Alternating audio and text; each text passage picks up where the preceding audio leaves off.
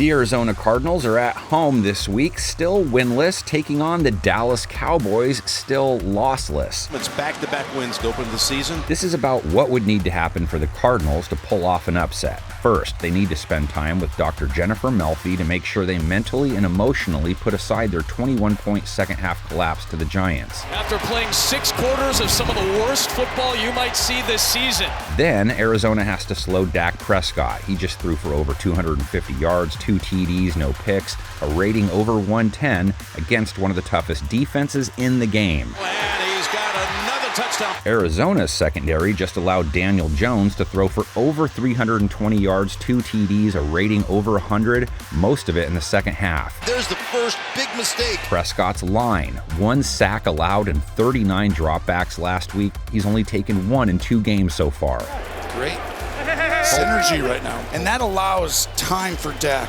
Cardinals pass rush does have this Dennis Gardeck dude. Sack last week, 2 in week 1. Arizona got to Jones 3 times. It's already the 3rd big play on a quarterback for Dennis Gardeck. Someone in Arizona's secondary has to be able to clamp CeeDee Lamb. 5 more targets than anyone else with a star last week. 11 catches, over 140 yards against those Jets corners. It's risking body and limb, and to hang on to it. Prescott's second most targeted player in week 2, Tony Pollard, who doesn't come in off an overly efficient ground game, just 2.9 yards per carry, but he still accounted for over 70 rushing yards. First time he's been able to rip off a run today. Arizona did put a scare into New York, and they've been close in both their losses. I know it's not horseshoes, but Joshua Dobbs had a nice week too.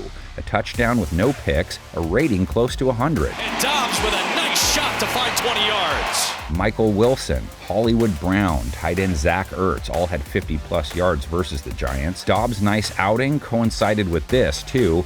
0 sacks taken, 31 dropbacks. This offense is clicking. Maybe he finishes this week with a similar stat line, and maybe Rick and Mr. Nimbus will become BFFs, and the upside-down world will reign supreme. He goes up and under. You just feel this. Arizona's line has to keep Micah off of Dobbs. Parsons bagged up Zach Wilson twice. Throw it in the dirt, right at the ground, right there. Throw it down. They have to keep DeMarcus Lawrence at bay, Dorrance Armstrong, and Osa I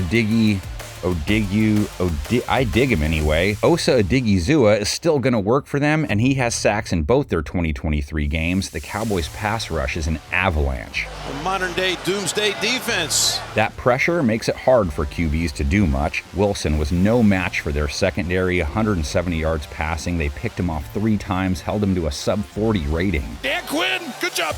Good job. The boys didn't have to contend with much running by the Jets. They should deal with it more this week.